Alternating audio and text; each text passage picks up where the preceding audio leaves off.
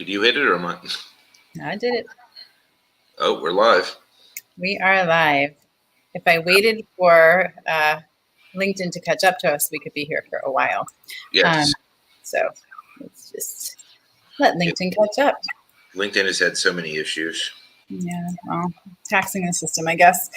All right, well, hi, everybody, and welcome. Thanks for joining us again. It says live today at 5 o'clock on LinkedIn, so I'm not even sure it's happening there, so we'll see. But welcome into, there it goes, Connected Human Conversations. I am Nancy Barrows, and I'm here with Mike Paterano, and we're here every Sunday at this time, 5 p.m. Pacific time, and we are here to have conversations about things that are maybe considered topics and things that make people uncomfortable, just to be honest and raw and create a space where there's permission to bring up whatever it is and talk about whatever it is. And so today we are going to talk about glowing up. So Mike, you want to start? Well, I mean, obviously the idea for it just be honest and raw you did what I just did on my phone. The idea for it came from you Thursday, right? Because on Thursday you were just flying. Like your energy was flying off a screen. You were just glowing. You had humans in front of you, your people, and it showed, right?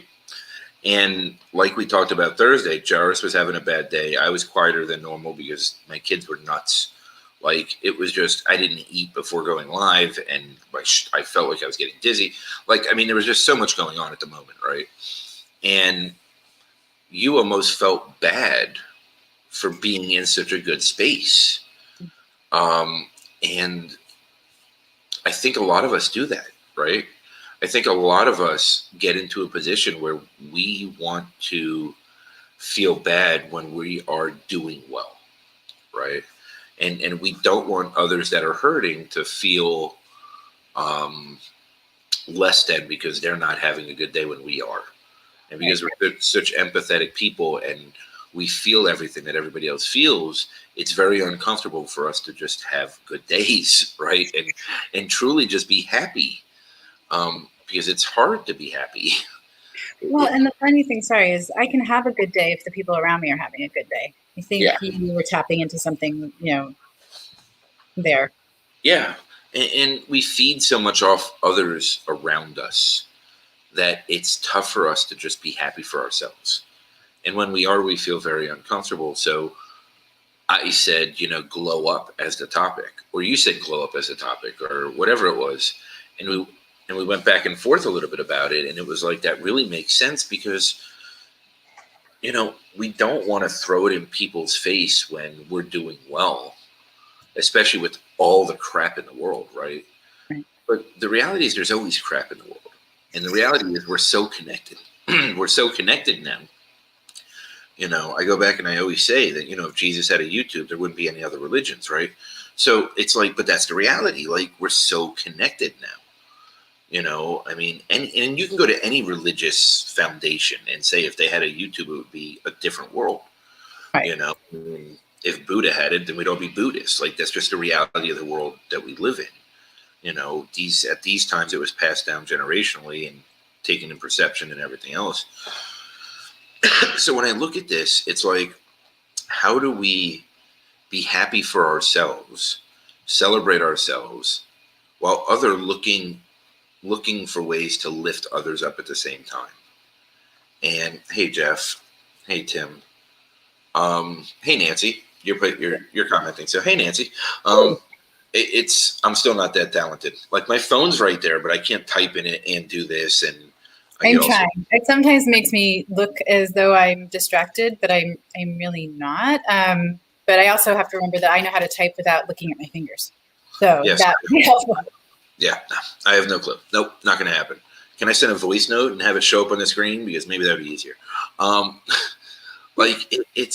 Hey, Brian, it's funny, right? Like, it's such an uncomfortable space to be in for us to be truly happy for ourselves, and it's confusing and it's scary. And how do we celebrate it, be proud of ourselves, appreciate ourselves through those good days? And then the other comment you made Thursday is, how do you sustain it? Right? Because that's the real question, is how do you carry that forward? Right? Because you're not going to have people at your house every day. You're not going to be in front of the people closest to you right now. And even if life was normal, you still wouldn't be, because your people are scattered, right? Right. They always have been.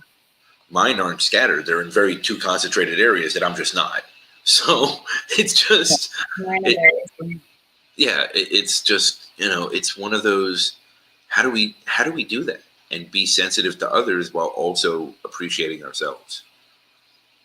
Okay, so how do you do that? Glow up came actually from everyone telling me that I was glowing that night. And so it's like, okay, well, so people are seeing something different about me tonight. What's different? Well, I had been like completely wrapped in love for, 24, more than that, hours beforehand. Raquel was here, my best friend, and that's energy that always feeds my soul. And Michael Ray and Brian Schulman, we're here in LA, and I had the benefit of all of that happening. And yes, I did comment, like, how do you sustain it, right? It's all here now. And there's the withdrawal. Like, what happens when everybody leaves? How do you keep that energy flow going? And yeah, this piece of, I'm okay doing well when the people around me are doing well. I did feel the need to apologize because I was bringing a different energy into the group, right? So everybody was sort of like talking about what was bringing them down, and that can be a really productive, deep conversation. And I came in with this energy that was like, hey guys, right? The kid that's just, I did you see, like, totally. And there's always that question for me of, do you match the energy of the room, right? Or do you come in the way I came in, which thankfully it's a group of people who know me well and received it well. At least that's how it felt. But that is, yes, Tim. I have lots of people, and like Mike said, I have lots of people in my life all over. My people are not concentrated. And the reality is I'm constantly being fed love and support. And if I can keep myself in a place where I'm receptive and open to that I'm feeling it, that's my balance. So I sort of dropped two things in the middle, because I didn't talk about, okay, yes, I came in with this different energy, right, than from everyone else. We need to get back to that one, and you can. And this place of apologizing, but sustaining, right? Sustaining that. Okay, so I think as far as your energy coming into a room, the environment and the safe space that we created there in the Misfits, it's always come as you are. It just is, right? And don't worry about masking or hiding or anything, good or bad. I don't think I could have. I wanted to on Thursday. No, you had no shot. Your energy was so like frantic and but it was contagious because it changed the whole room, right? And that's the beauty of it, right? Like, that's the beautiful part of that, because in that space, no one said to you, Nancy, I'm trying to have a serious conversation, back off. Nobody did that. We all embraced it, and then it fed all of us, right? And it was a beautiful thing. And that's the magic of the Misfits. That's the magic of what we've created with that group, right? Even though Christie's new, she fit right in, right? So it's just this magical space that we've created with very magical people that we trust implicitly, we enjoy company with, and we're sold, right? And I keep going back to that, and it's very different than like-minded. So if anybody wants to know what the difference is, just ask.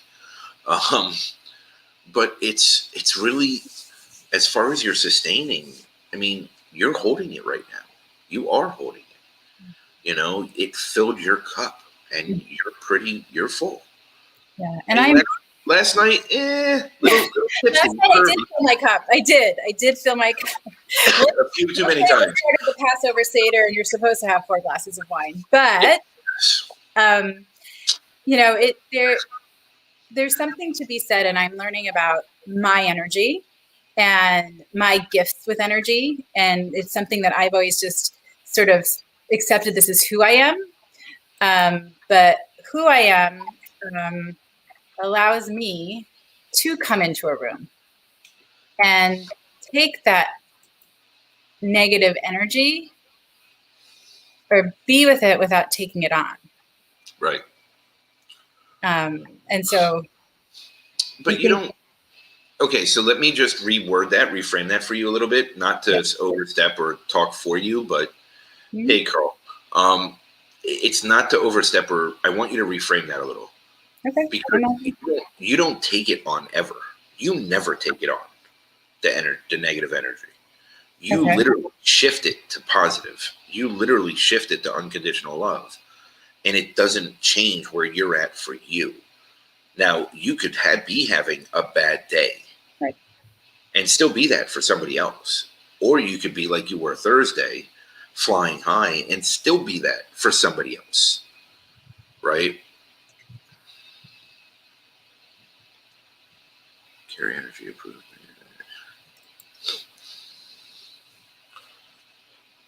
Sorry, we are right. We did mid. Okay, two people who are ADD comments.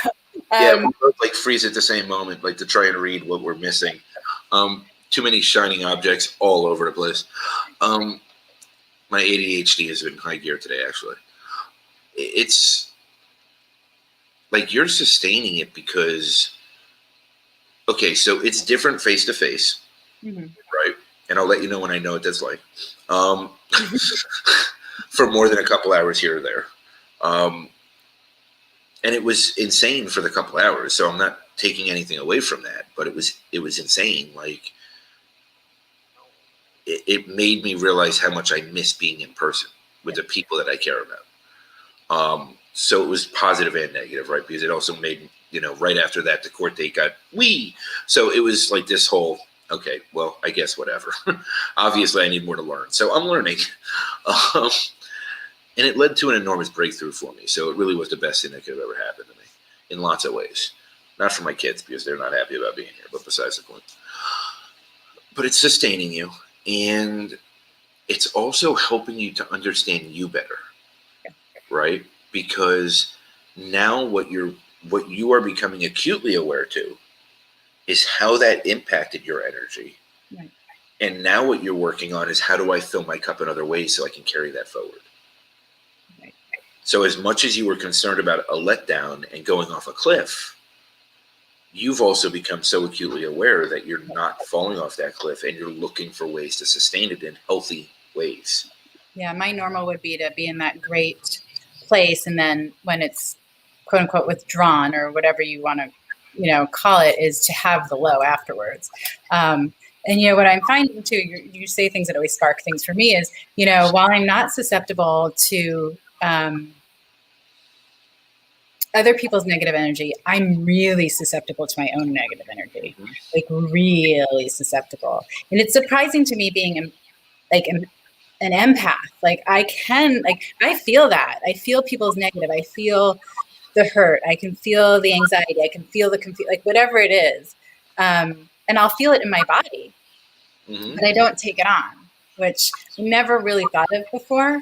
But I am real susceptible, like dangerously susceptible to my own negative energy. And, this whole glow up was like, can we recognize it? Right? Are you willing to accept? Like, are you willing to say, yeah, I'm glowing up? And do it unconditionally, which is, I think, what we started off with. We both struggle, but yeah, I'm super, super susceptible to my own, negative energy. But with this one, it's been different, but I've been consciously and actively making it different. But we've also learned last night that 4 glasses of wine makes you susceptible to others' energy. Yes. Yes. It takes you off the acute horse and puts you into, oh, damn. But that's okay, right? Because it's all about learning, right? So it's not like you were in a position where it suffocated you and you went off that deep end anyway. No. It made you want to look deeper to understand it more. Yes. Right? I had more curiosity than fear or rejection of it kind of place, for sure. Which ironically, we learn exactly what we need to learn at the exact right moments. Yeah, and it's been a good switch. But I do feel like today my energy was off a little bit, but I went into it. Like I was like, okay, what is this? Is this me? Is this something, outside of me? Can I separate those two? But I feel like ultimately, if we would have been here a couple hours ago, I would not be glowing up. I would not be there because I was sitting with this energy that was running through me that was very tumultuous and very unsettling. And I just couldn't seem to get my shit together. All day I was like, all right, Nancy, get your shit together. Like I would wander from room to room. I just was getting nowhere. And then I sat down and meditated and allowed things to flow and come in and without judgment. And it really made a difference. It's hard to go with glow up and not talk about energy, but I think I keep wanting to come back to that place of giving ourselves permission to glow, right? Where's that peace? And do we have to apologize when we're there and people around us aren't? How do we honor them and where they're at while still honoring ourselves? And yeah, the room did change and that was beautiful and lovely, but it's not always going to happen like that. It's not always going to be that. I don't know. Maybe in that group it will be, right? Because it's a different group. That is a very special group. Yes. And I really believe that if 6 people on are having a bad day and one of us comes to the table having a great day, it's going to elevate the whole group. I believe that because we're so in tune with each other. Mm-hmm. We're so commingled in like-souledness and caring and empathetic about each other that I do believe that it would lift up everyone. And I really believe that because we'll find the positive and be happy for someone else, even if we're having a bad day. And that might be just enough to let a glimpse of that positive in to overcome whatever crap we're going through. And just for clarification, your energy was not off today. Your energy, you had an energy hangover from last night. Maybe there was something. I mean, we had worked together before I went to dinner and celebrated. So who knows what was still there, but it might have been an energy hangover. It felt pretty present in the moment, but okay. So I'm going back to glow. We can have a whole nother conversation about me, my energy, my gift, what I'm stepping into. I won't say I'm stepping into it reluctantly. I am stepping into it, but it's still very new to me. So there's a lot for me going on around that. I believe it. It's not that I don't. I want to understand it. I want to use it more. But yes, it's just, I think that's a whole nother conversation. But it could be its own series. Yeah. And how do we glow up, right? How does that happen? It's different for everyone, but how do we glow up and how do we give what holds us back? What permission do we need? What self-limiting beliefs are the ones that typically keep us, it's going to be different for everyone, but I think there's patterns to it. I definitely think there are patterns to it. For me, I spent so much of my life faking it until I made it, as far as happiness goes, that I was always surface level happy, even when I wasn't, and deep down inside dying, right? So when I look at it from that point of view, it wasn't until I got real about the bad that I was able to get real about the good. And that's where I think the depth of glowing up comes from, is that self-esteem, self-confidence, self-worth, knowing that I am worthy of glowing. I am worthy of being happy. I am worth being happy, and it doesn't infringe on what anybody else's life experience is going on at the moment. Because I earned it and I deserve it for me. And how can I use it to lift others up at the same time? Yes. And it's funny because you say that and my glow up permission comes to me very differently as you're saying that, right? It's for you, it's like your value, your worth. For me, I think it's accepting unconditional love. And that's what was happening when I was with those people.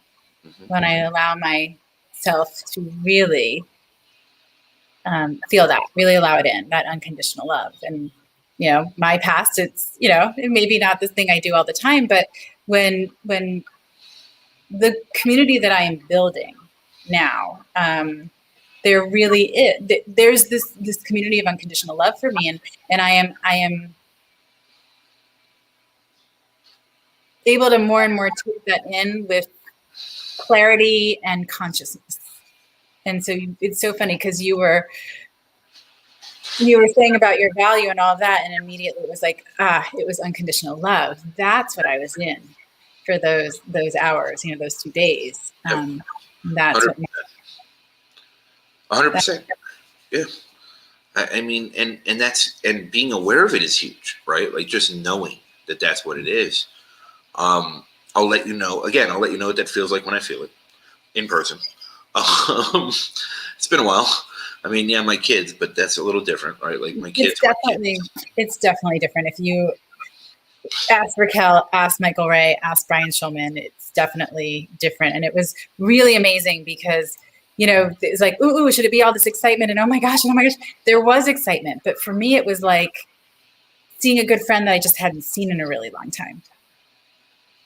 It's like that person has always been in my life. It's like with Raquel, if I haven't seen her in a year, I'm super excited to see her and be with her, but it's familiar. And that's how it felt with both Michael and Brian. It was familiar, which was very cool. Because here's the reality, and nobody can tell me any different. When you start understanding energy and you start understanding your own energy, a virtual relationship is just as real as a physical one. Mm-hmm. And yes, there's something to be said for face-to-face. And I will never deny that again. And I've learned my lesson in the universe. So feel free to end this as soon as possible. I've learned that lesson. I will never take for granted. And I said it with me and Andy Live this morning. I've always taken for granted being face-to-face with people.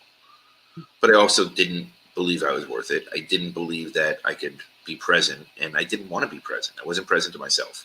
Mm-hmm. So if nothing else, that's another major lesson that I'm getting here because, I haven't learned anything in this year. So that's a good start. You haven't grown at all. Right. So, but I mean, it can be just as real, right? Like energy doesn't lie. Mm-hmm. Humanness lies. Energy doesn't lie. And when you feel your own energy, you know what you're walking into before you ever get there. And that's the truth. Do you think that people are sharing energy more readily because we are separated? Thanks, Brian. You are too, my man. Just a little bit smaller of one. One of the things Brian said when we were hugging, he's like, I'm not as short as I thought I was. How you thought I was a giant? I don't know. But is it easier for us to open up and share our energy with the safe boundary of physically being in one another's presence is held? I think so. I think it's created a barrier and I also, here's the other part of this. I also think it's created a barrier that people feel more comfortable being themselves. So it's not a barrier to being more yourself. This physical barrier that is in place because of the pandemic has. Yeah. Okay. That's what I believe. I believe that it's given us an opportunity to create deeper relationships than we've ever known before. Yeah. And somebody that you've known for 3 months could be deeper than somebody you've known for 30 years because you're more likely to be vulnerable, raw, and real straight from the beginning because you're not sitting face to face with this person and you don't feel that pressure. Right. The reality is, if you don't want to talk to that person ever again, you just don't, right? Like that's it, right? Like, hey, Maria, like that's it. Like you just don't talk to them ever again. It's that simple. But if it's a coworker in front of you, if it's somebody you have to see every day. I mean, there's ways to get rid of people. Let's face it. It happens all the time. But I think, the other piece that's happening is, yes, we have this safe space. To me, it was really interesting the first time I sort of did happy hour with Raquel and our friend Courtney from UCLA in the pandemic. And of course, hours worth of us catching up and just all being together, right? In this time. And the fact that we had never thought to do it before that way, that option had always been available to us, but we had never used it. And the pandemic has brought that out, which is now, again, people connecting because we have to do it differently. We are doing it differently. And in doing it differently, we are connecting differently. It's wow. I've got to figure out the time change light, because where I'm sitting, it's like the afternoon, evening sun comes in and just totally bounces off my face. If I get a tan, it would be different. But yeah, that's not where I'm at right now. So you get the ghost version of me. Sorry. It's all good. Yes. You're still glowing, so you're good. That's the problem, probably. Anyway, so that, and people in the comments saying hello to each other, this is part of the connection. Like, I've 4 months I've been on LinkedIn. Yeah. And these people are my family. Yeah. Yeah, these people are my family. And we were talking actually earlier about how LinkedIn is such a unique platform for that. So I get the most engagement. If I post the same thing in my 3 places, which tend to be Instagram, Facebook, and LinkedIn, I get the most engagement on LinkedIn. And to me, it's because the people on LinkedIn only know me now as who I am. Mm-hmm. And I'm showing up in this more real version of myself than I ever was before. And, on Facebook, it's people connecting with you who knew you prior and you lost touch with. And same sort of like with Instagram. There's definitely that happening. But on hey, Bill, on LinkedIn, it's really people choosing to engage with you because of who you are now, who you are in this moment, who you are becoming. And I think that's powerful. And that's why people are finding each other now, right? They're finding like people. Okay, so here's my theory on LinkedIn. Because it's more of a business platform, it always is, mm-hmm. People have to be more real and they have to be more authentic, because the first place a job's going to look is to LinkedIn, right? They're not going to go to your Facebook before LinkedIn. They're not going to go to Twitter, YouTube, any of those places before going to your LinkedIn. And you have to present your truth, because it all gets found out. And I'm not saying everybody does. But do you?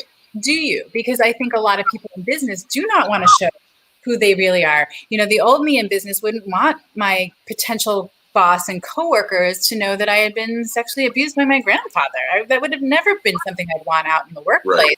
Right. So yes and no. I think there's a choice. And I think that there are people who are stepping into it and choosing to be real, taking the opportunity to be real. And there's still the people out there who are living, surface and living behind something that hides who they are. I agree. I'm thinking, like I was stumped for a minute, and I'm thinking, and I'm just trying to figure out how to respond to that. There's many people that are, right? And there's many people that are. And when you're scared to be you, you're scared to be you everywhere, right? When you're terrified to pull down that veil, you're terrified to pull down the veil. And the reality is it's more of an inside job than anything, because it means you're not willing to show yourself the truth, right? It's not as much as showing the outside world. If you're secure in yourself, and if you are strong within yourself, and you feel comfortable with just being you, you don't care what anyone else thinks of you. It doesn't really. That being true, I love when we can be on opposite sides of things. That being true, I am more me now. But what I would do is just decide that there are people who don't get the real me, right? They're not the right people to get all of me. They're not the right people to get. So, at work, I had a lot of relationships, but they didn't necessarily, go deeper or see each other outside of work, right? And even though I was knowing who I was, I didn't I didn't share it with them because it wasn't that I was hiding me. It's more that I still have the choice of who I share myself with. Okay, so before pre-pandemic and pre-coming out to Arkansas, I was at such a space that no one got close to me unless you were already in my life. Unless you weren't already in my life, nobody got close to me. Just never did. I wouldn't let anyone in. It's all this work that I've done that now I stand from the mountaintops and put my shit out there everywhere, literally as many times a week as possible. And I allow those that are attracted to me or want to come to me now. I don't chase anything anymore because now I'm comfortable just being me, good, bad, or indifferent. Like, I'm just fine with who I am at every moment, no matter how negative or positive that is. And I think it's a combination of pandemic forcing me through everything that I've gone through in the last year, right? All the work that I've done and everything else that I have going on. And it's also now I'm okay pulling down that veil. I'm okay sharing my shit. I'm okay because the reality is those that accept me are going to accept me for exactly who I am. And I don't care as much about the ones that don't. Yes. Yes. And I will say that since I decided I was going to be so public with my story, I have told more people in arenas that maybe I wouldn't have gotten in that conversation with, for sure. But also, you were saying something and it came to me, and see if I can get it back. You're saying that you've pulled back the veil everywhere. I was saying that when people now accept me, they accept the real me because I pulled back the veil everywhere. So for me, before pandemic, I did let people in, right? That was something that I was able to do selectively. I have my friends they're mostly friends from long ago, but at the same time, I had been going through my divorce. I had a group of friends that I thought were safe friends, and would be there, and that we had deep roots, and I had opened my heart to. And they all left. They all abandoned. And I'm not saying this jokingly. I had a little bit of PTSD about friends and letting people into my life. And I was fine with having the 3 friends that I had that lived in LA. And I remember going to my therapist and being like, okay, so the crazy thing is I help people build relationships for a living. I help them really get into, like, how can you have that real relationship? How can you read past the words and connect to people and all of that stuff? And I'm walking into her and I'm telling her this and I'm saying, okay, how do you make friends when you're 40? You have no idea. I have no idea how to make friends, right? And so I was very open-hearted and remained open-hearted with those people who, the Raquels, the Courtneys, the Candaces that had been in my life for years, but I was just coming off of a gut punch. Right. And a crisis of confidence. These are friends of 12, 15 years. And if I can't see that they are not true friends, how do I trust myself to pick the next group of friends or the next friend? So do with that what you want. I don't know. So I'm going to take that in a second. I want to go to this first. Tim, as far as this is concerned, you don't have to share everything. Of course, share what you're comfortable with. I made the decision when I started sharing that I was going to share everything, no matter how uncomfortable it was for me. I decided that I was going to just put it all out there. I don't want secrets. I don't want to hide stuff. I don't want to ever worry for the rest of my life about anything coming back to find me. I don't want to live that way. This is freedom for me. By me saying the things I say, by me talking about my escapisms, by me going that direction, it creates my personal freedom for me. And I feel very comfortable living my life every way that I want to live it. Yes, Deeru. Deeru, you're magical. I love you, Deeru. Hey, Bernard. I'm going to take that in. Thank you. That's Yeah. Thank you. That's a big one. That's a big one. That's a big one. He's a very special guy, and he's been through a lot, and I'm aware. I can So I can see why. I can see why that impacts you, and why it makes, it's huge. thank you. That means a lot to me. As, Sorry. as far as the confidence goes, I get it, right? Because like every step of the way in my life, I've had enormous abandonment issues, enormous. And that's just a trigger for me. It really is a trigger for me in a major way. And it seems like I'm always finding new ways to be triggered back to abandonment. There's always new ways for me to always try and fall back to abandonment issues. But as I'm getting more comfortable within my own skin, I also know that the right people aren't going anywhere. I also know that the right people are there. The right people are lifers. The right people are always going to find their way back, even if they stray, right? Or if I stray, right? And I also have enough of the right people in my life that will call me on my shit if I start straying. That's another good conversation. We really just need to record everything we talk about, because we had this conversation earlier today too, right? Yeah. That I am in a place now where I can't disappear. I can't. I have, too many places I'm expected with my shows.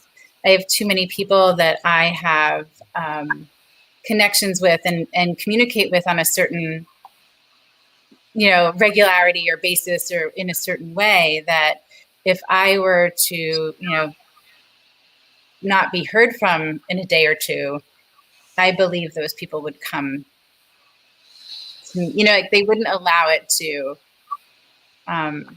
allow me to do what I've done in the past. Yeah, 100%. I mean, I'd have the Rocky Mountain Police show up at your house from Canada. I'd make them come down on their camels. Well, I need horses for sure. But I mean, even the Raquels and Courtneys and Candaces, they're very in tune with my energy. But I can, and even my friends in LA, I can say, oh, I'm busy, I'm doing this. And that's enough, right? That they think I'm good. If I'm talking to Raquel and I say, oh, it's a blip, it's one moment, she wants to believe me. So she does. And I say it over and over again. I am an Oscar-worthy actress. I started from the age of 4 or 5 years old, right? That what I put out into the world is what the world needed to believe was real. So I also have the gift, the skill of being able to convince people that I'm okay. But like I said, with this new community, this new family, these new people in my life, that's not as much a fear for me anymore. So I can show up real. 100%. 100%. And Bernard, I don't like the word pivot either. I like adapt rather than pivot. Pivot to me is a hard, change. I think that adapt is more of a smooth transition.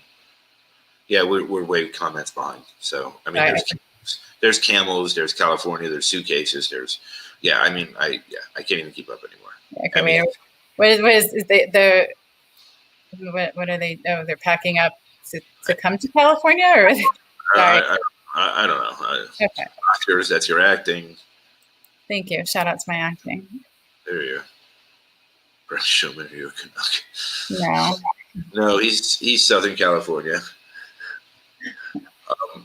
I mean, I don't like pivot either. Pivot is a hard right turn or a hard left turn. For me, adapt is smoother, more transitional, and you could just overcome anything, right? Like adapting is just, yes. Uh-oh, I saw the light bulb. Like the light bulb just blew up over your head.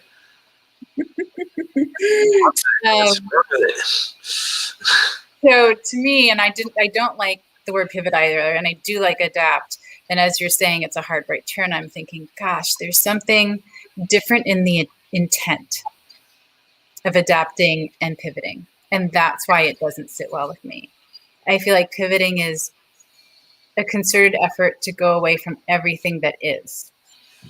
Whereas adapting is knowing what to take with you and allowing yourself to change in the process. And that was the light bulb. Yeah, I mean, to me, exactly. Like the adapting is just a smooth, you don't throw anything out. You just make the tweaks and just keep going, right? Like it's making the tweaks and being adaptable, being agile with your adaptability so that you can do it on a quick move, so that you can just keep going with the flow and not lose a step. Right. If you want to pivot, that's like, I'm going to take a step backwards. I'm going to reevaluate everything and then make 72 wrong turns. Well, because I'm not willing to do any of the things that are happening now, right? None of these possibly be good or right and need to come forward. It's abandonment of everything. Yes. It's throwing the baby away with the bathwater. Yes, 100%. So. Yeah, and probably not landing back in water. Probably just landing on the concrete. But yeah, I mean, and then going back to glowing, right? Let's try it. Take it back to the topic. I'm so bad at this. No, we're good at this. This is exactly what it's supposed to be. It is. It's a flow. But there's maybe that's what we need to do. Maybe that's the reason that this went to this direction. Maybe we don't need to worry about holding on to the glow. Maybe we need to make our glow adaptable to where we're at. Okay. So. Why does it have to pivot the wrong direction? So why does it have to take you off the cliff and pivot? Make it adaptable so that it rides the flow with you and carry it straight through. Glow is coming with us no matter what is happening. And Brian Shulman, there you got it. It's your soul. It's your soul glowing, right? And you have figured out how to feed your soul. I have figured out how to feed my soul. Of course, coming to America. Yep, he's going at. I'm afraid to go to the next one. But we figured out how to do that. And so if we can continue to feed ourselves those things, regardless of the circumstances, it's sort of along with positivity, right? We both do that. We both have the gratitude thing. But I do think there's some value to your glow dimming and putting yourself back on the path, recommitting to those things, upping your awareness about them, your appreciation for them.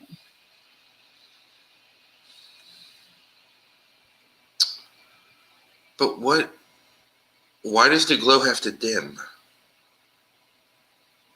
Well, the truth is, like, why can't I appreciate it even if it's strong? Why can't you appreciate it even if it's weak? Why can't you just and I do appreciate it, but I think it's the reminder of what goes into it in that moment. Coming back to that. It's sort of like when I lose my positivity and my gratitude, it reminds me, no, you're off track. Yeah. Like, you just need to go back to what you know, go back to what you do. Does that make sense? Like, that's. It does. I'm just trying to think, right? Because what I'm thinking is right now, right, we have Mark, right?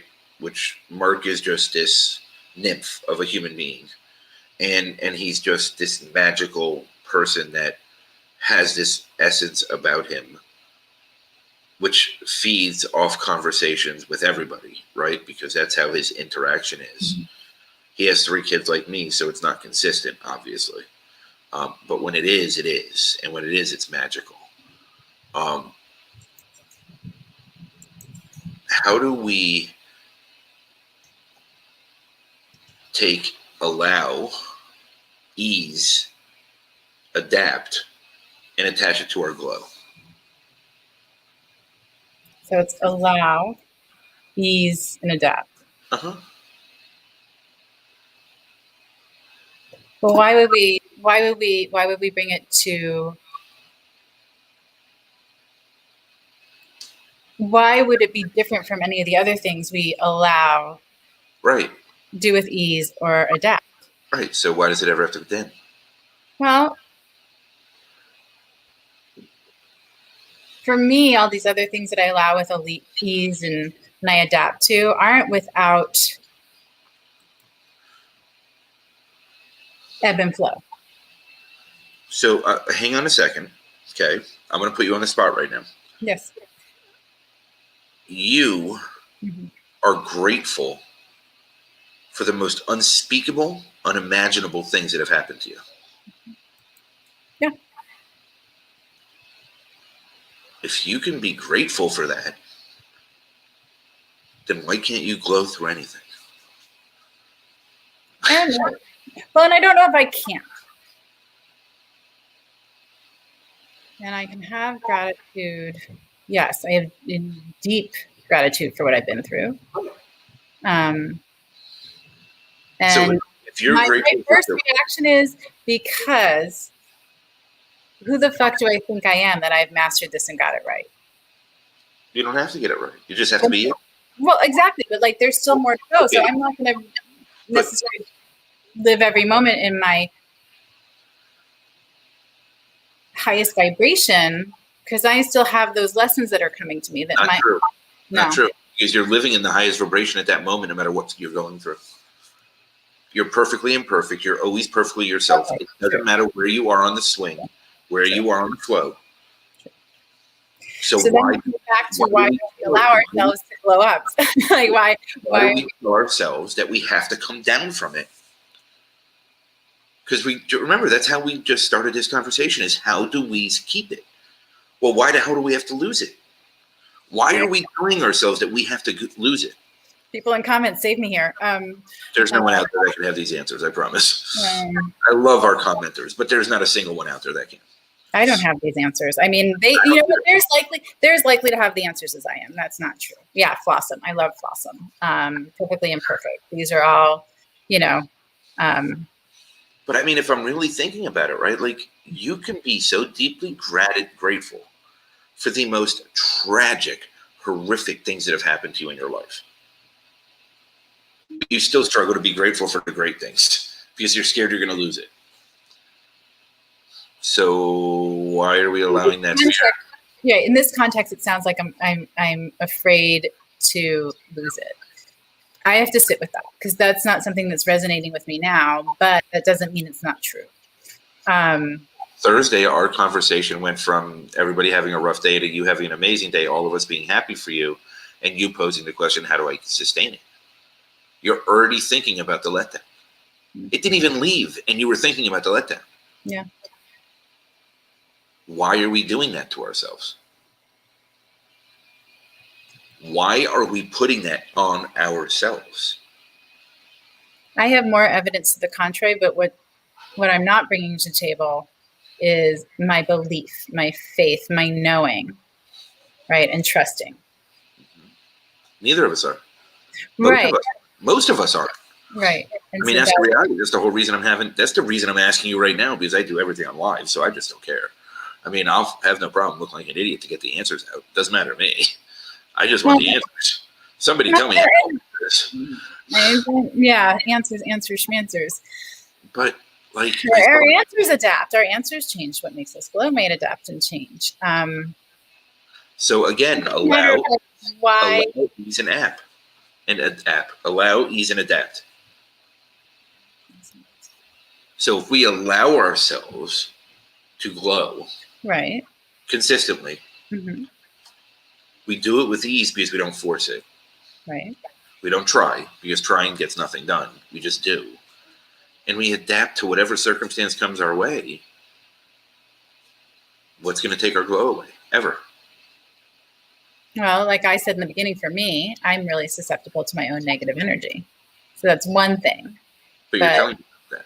I know, and you're going to keep coming back to something that I can't answer, and that's okay. That's why we have conversations. I did the same thing when we talked about it earlier today, though, on the phone. Oh, no, and I don't think you're doing anything differently. And I don't think I'm doing anything differently, quite frankly. This is sort of how I have to take it in and sort of think about it. And, I'm going like this because there's something there, but it's not yet clear to me. Like it's now you're really glowing, by the way. Yeah, I know. I'm trying to move this. It's up to your neck on fire. Start moving around my house. There you go. So I'm asking you because me and you mirror a lot, right? I mean, we all mirror, right? So I'm asking you because we both have this preconceived notion that whatever it is going to end. No matter what it is. At least the good. We never believe the bad's going to end. We don't. We're Sure. fine saying that forever. We believe it's going to come back, right? So that's Right. the space that I live in. Well, not as much anymore. I will say not as much. Okay. If I'm being completely honest, I'm not. It used to be for me that the bad is going to come back and it's going to be worse than it was before. I don't think of it that way. I think for me, what I think of is it may come back, but it's not going to be worse. Like I have too many things in place and too many, like I was talking about, too many people that are not going to let me, fall into the deepest depths of the pit that I have dug before. Right. What was I answering? Okay, well, come on. You know how this works for me. Well, we have the preconceived notion that it's always going to fall. I have more evidence to that. How long have you been this new person? 2 months? It's over the last 4 months. I mean, it's actually been happening over the last several months, right? It was happening, it started many, many years ago, but this latest shift was, I would say, like January 2020 for me. Was when So it all, 2020 or 2021? 2020. Okay. It is when I decided I was going to start looking for a house to buy and make that happen. And I unloaded some psychological and energetic baggage in doing so, in buying the house, and gave myself a security that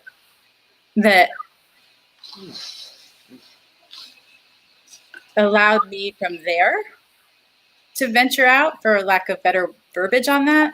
And everything was so synchronous. Everything happened with ease, without resistance. And so that was the genesis of this latest growth period. Okay. And I keep forgetting what I'm supposed to be answering. So let me put it another way. Why are we so quick? Why are we so quick to limit our upside, but we're so quick to embrace and drag out our downside? I've had more of my life living in my downside. Okay. And I'm good at it.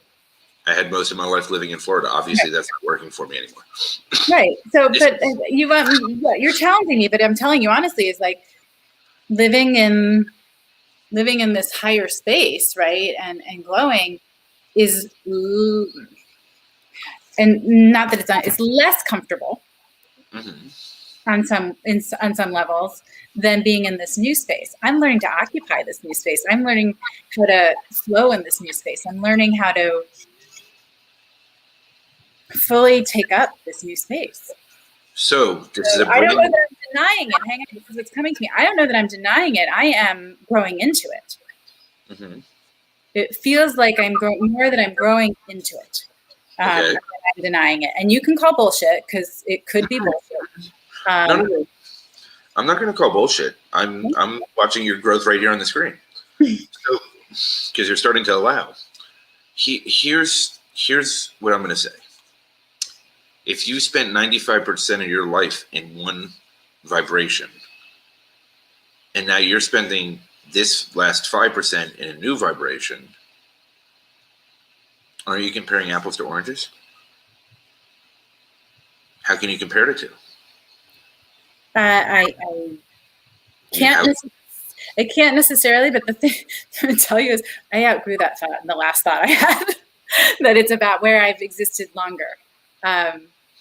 What's the stronger feeling now is, no, you're just learning to fully expand into this space. You started off in the corner. You're timid. It's not familiar. You watch, you see what happens, and then you take a step forward. You watch, you see what happens, you learn a little bit more, and then you take a step forward. And I'm learning to grow fully into this new space. Okay. That's what's resonating with me in this moment. With that being said, and it's a brand new space, and it's all unknown, how can you have any preconceived notions about it?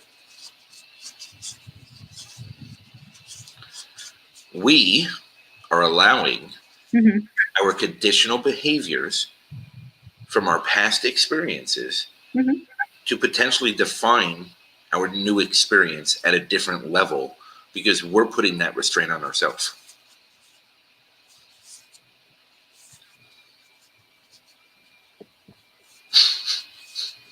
Okay, I'm waiting for it. It'll show itself. I have the vision of I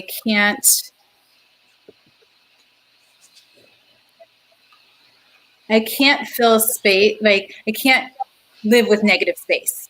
So I've got the picture of the door is open, there's a big room for me to fill, and I've got most of my body through and my toe is still on the other side of the threshold. So for that negative space that I haven't yet moved into the room, it's being filled by this old stuff. And I see from you already, you're going to challenge me on that. I see what's happening over there. Go ahead. Why does it have to be a negative space? Can't it just be empty? It's empty space, yes. And, well, sorry, my little masters of science here is kicking in as negative space, like, negative pressure is how we breathe, like the inverse pressure in your lungs. We don't have, it's increased or decreased thoracic cavity space, negative and positive pressure. Sorry. Can't it just be an empty room with butterflies and balloons? Then it's not empty. Walk into it either way. Oh, I'm walking.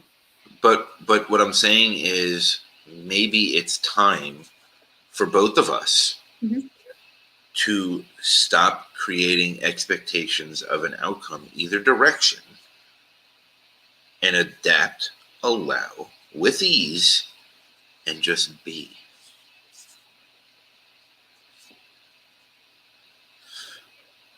Because me and you overthink quite alike. And we will find ways to self-sabotage and kick ourselves in the shin.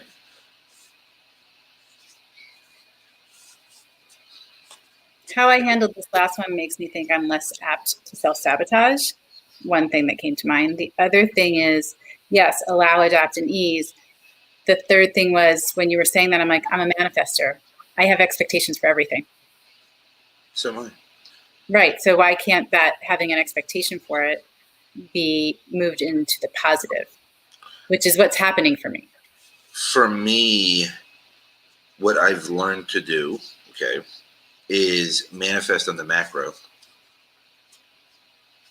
in a very large, grandiose way, while also attempting to live on the micro and just be.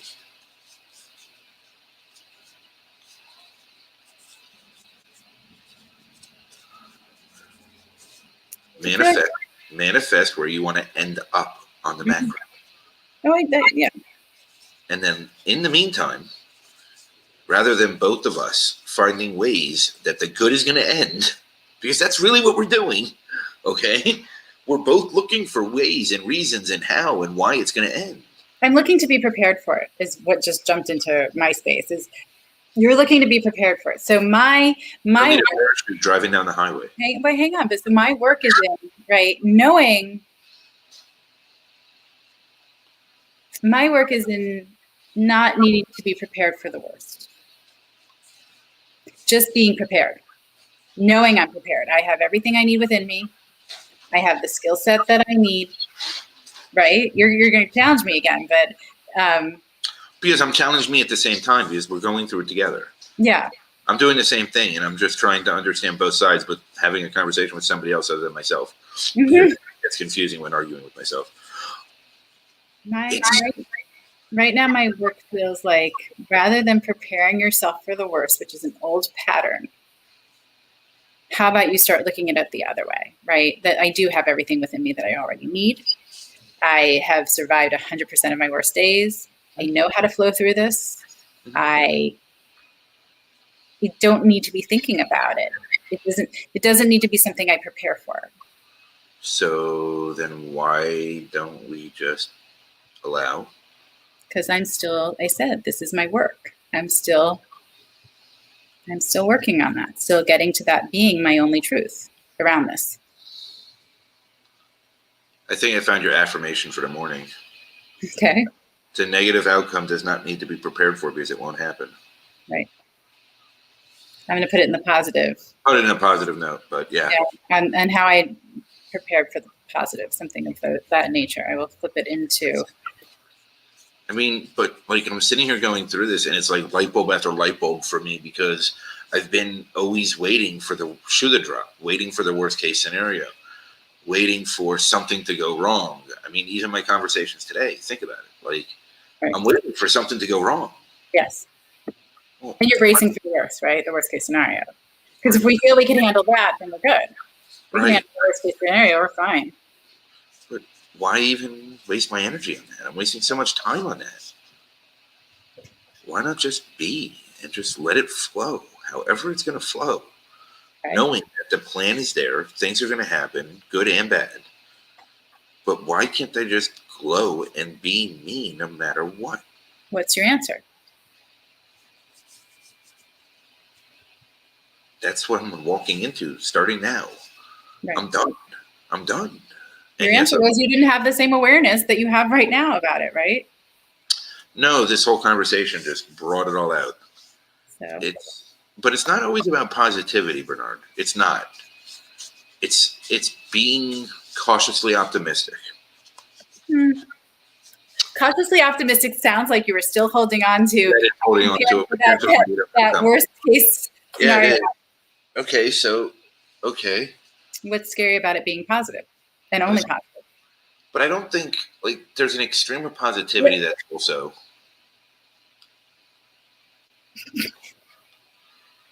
Why do I have to be either? Why can't I just... What would fill the space of worry? What would fill the space of the preparing for the worst?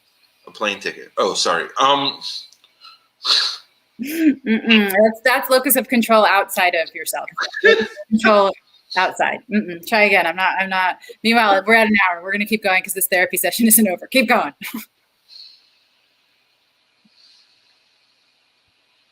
I'm turning the tables on you. You had it on me all night. It's okay. No, I think it's important. Go. I love it.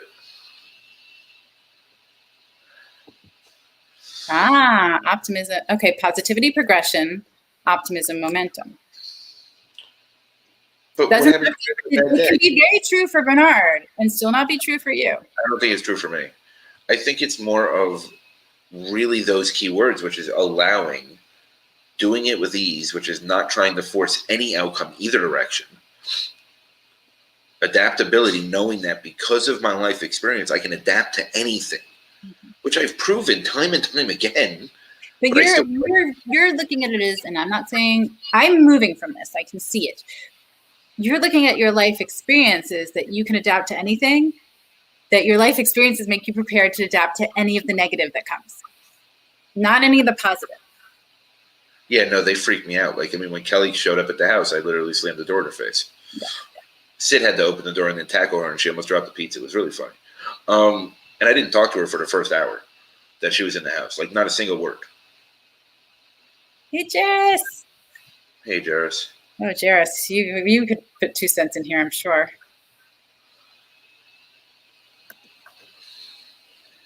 I think our histories, like you say, this thing of I can adapt to anything. I can too. I could adapt to anything.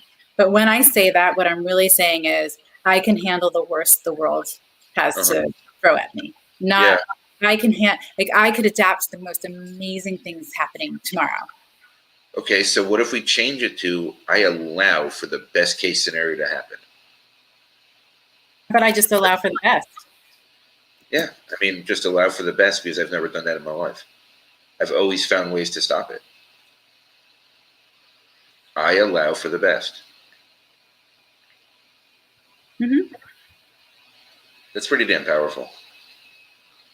That changes everything. It does, because I said I'm prepared for the positive. It's again, that's preparedness. Right. So you're taking away the ease. Right. So I'm going to I allow the best.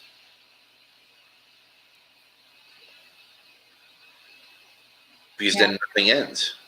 Because the reality is I allow whatever is going to bring me to my greatest good. Okay, so here's something that I learned from Mark this week, and you're going to appreciate this, and whoever else is out there that's paying attention, whether they're not paying or not, but whatever. So what I said to Mark is, I said I'm going through my healing journey, like we discussed last time. I'm going through this shitstorm, and he said, "Why has it got to be a shitstorm? Why does it got to be a shitstorm?" He said, "Look at it as miraculous chocolate, and you're going through the miraculous chocolate. Why does it have to be negative? You're going through the process of healing. Stop making it so difficult." Right. Can it be just, okay, instead of a shitstorm, we know the struggle, right, teaches us. Uh-huh. But why can't we just say it's a gift that we're learning from it? Well, and it can be our places. Like, how do we state that in the positive? It feels much more than, instead of like it's a shitstorm, my opportunities for growth bring me to my highest good. Yes. Right. Those opportunities that I take advantage of bring me to my highest good. I got to write things down now. I'm glad you sold all your guns and ammo, Deeper. That makes me sleep better at night. Okay, but Brian, do you remember what I said? Because I didn't write it down fast enough. It's true. It'll come back to me. It's not, Opportunities for growth. Opportunities for growth. Opportunities for growth. Our mind to allow with ease. That's not what I said. No, not even close. Anyone out there that has a better memory than me, please help. Somebody hit rewind. I will find it. It will come back to me because it's resonating with me. It will come back into my consciousness, but I can also go back and let's see, where are we at? At a minute 4, an hour 4-ish, just over an hour. But this is like so amazing. Like this is light bulb after light bulb after light bulb. It's just so powerful. Yes. Well, and the thing is, it's light bulb that's evolving to the place it, I know I hate the word need, but the place it needs to be powerful, to be helpful, to be.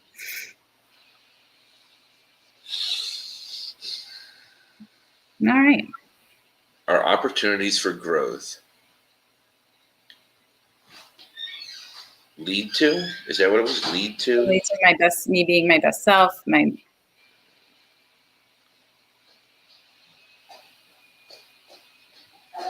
Yes, sir.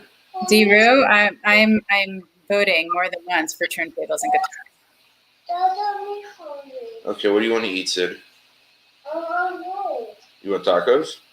And again, the being scared, I don't think the problem is being scared. I think the problem is allowing that fear, right? To not have a little bit of fear of something you've never stepped into before. It seems kind of normal to me. But do you let that fear be what stops you there? Does the fear become the block? Does the fear become the reason you don't allow and move forward?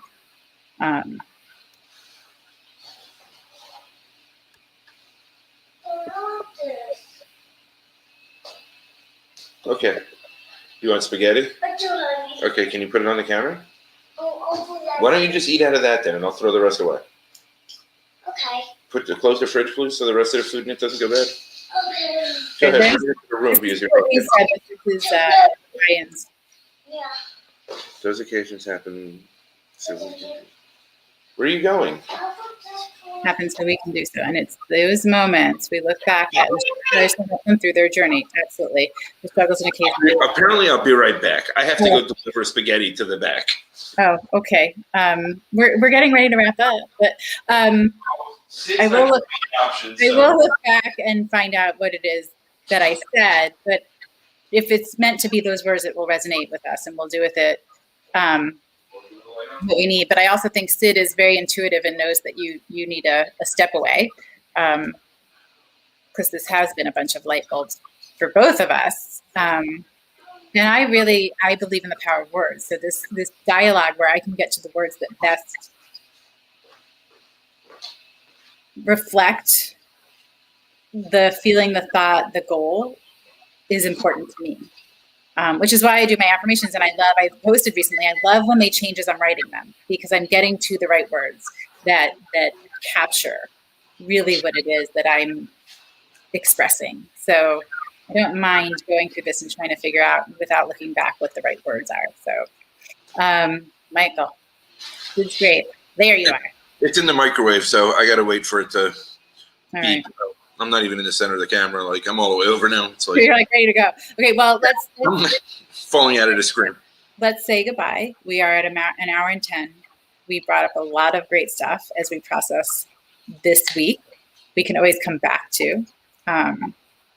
There are people we know that would engage in the conversation with us and have more insight to share, which is exciting.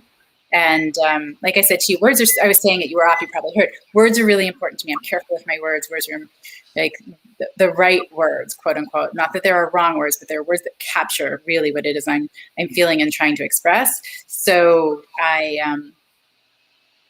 appreciate the dialogue. I appreciate being challenged. And I appreciate that I don't remember exactly what I said. It's okay. It'll come back. Well, that's the thing. If it was the right words, it would stick with me. The sentiment is there, and I will find the words that match what it is. Okay, well, I have at least 10 seconds before Sid starts screaming, "Where's her spaghetti?" All right, As go she's for it. in bed demanding. So, are you?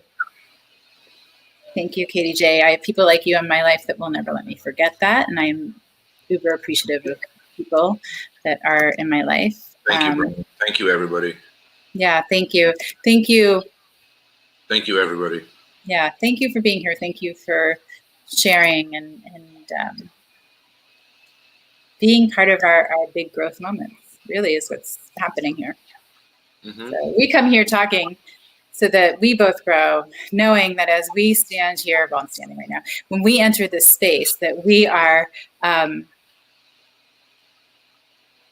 creating opportunities for other people to grow, adapt, and allow through our conversations. 100%. Thank you to everyone. Thank you so much. Appreciate you. Thank you. See you next week. Again, Sunday, 5 p.m. Pacific Standard Time. Be well. And Misfits on Thursday. Oh, yeah. Misfits on Thursday at 5:30 Pacific Standard Time. Yes. All right. Be well, everyone. Bye, everyone. Blow up. We're all going to do it. Yes.